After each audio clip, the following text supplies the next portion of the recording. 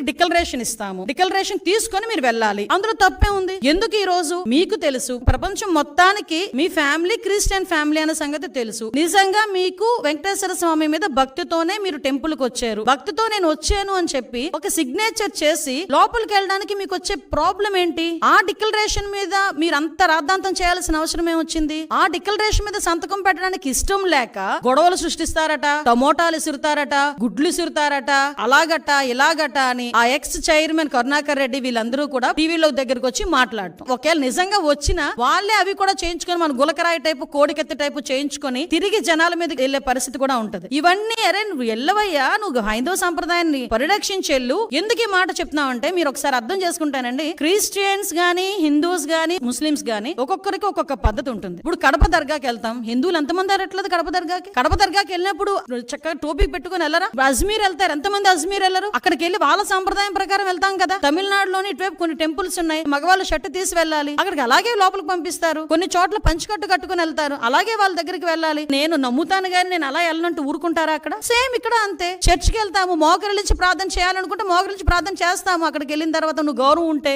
అలాగే ఇక్కడ కూడా గౌరవించి ఒక డిక్లరేషన్ మీద సంతకం పెట్టి వెళ్ళవయ్యా అన్నావు. దానికి పెద్ద రాద్ధాంతం చేసి దానికి దళితుల్ని కనెక్ట్ చేశాడు. అంటే అతను చేసిన పొరపాటుని కులమతాల మధ్య విద్వేషాలు రెచ్చగొట్టడానికి ఏ రకంగా మాట్లాడుతున్నాడు. నాకే ఈ పరిస్థితి ఉంటే దళితులకి ఏ పరిస్థితి ఉంటే? అసలు దళితులు అన్న పదం నోట్లోంచి రావడానికి నీకు అర్హత లేదయ్యా. ఎందుకు చెప్తున్నానంటే ఇదే తిరుమల తిరుపతి దేవస్థానం బోర్డు మెంబర్ల గురించి మాట్లాడుతూ నువ్వు ఒక మాట మాట్లాడు. చాలా మంది రికమెండేషన్స్ తో వస్తారు, సీఎం గారు రికమెండేషన్ తో వస్తారు, చాలా ప్రశస్తమైన కమిటీ అది, ఆ బోర్డు అది అని చెప్పావు. మరి ఆ బోర్డుని ఒక రకంగా చెప్పాలంటే భ్రష్టు పట్టించడానికి 50 మంది సలహా మండలిని ఎందుకు పెట్టావు? నీకు విషయం చెప్పనా, అఫ్ కోర్స్ అది కోర్టు కొట్టేసింది కాబట్టి పోయారు, కానీ ఈ నువ్వు ఇచ్చిన బోర్డులో కూడా 6గురికి నేర చరిత్ర ఉందని సాక్షాత్తు హైకోర్టు బయట చెప్పింది. నీకు ఇంకో విషయం తెలుసా? నువ్వు ఇచ్చిన బోర్డులో ఒక్కడు కూడా దళితుడు లేడు. నువ్వు ఈ రోజు దళితుల గురించి మాట్లాడుతున్నావు. నీకు ఆ రోజే నీ చేతులతోనే టీటీడీ బోర్డు మెంబర్లకి దళితులకి ఇవ్వాల ఆలోచన కూడా నీకు రాలే. మళ్ళా పైగా ఈ రోజు దళితుల గురించి మాట్లాడుతున్నావు. మా హయాంలో మా బాలవీరాంజనేయ స్వామి గారు, మా మంత్రి గారు ఆ రోజు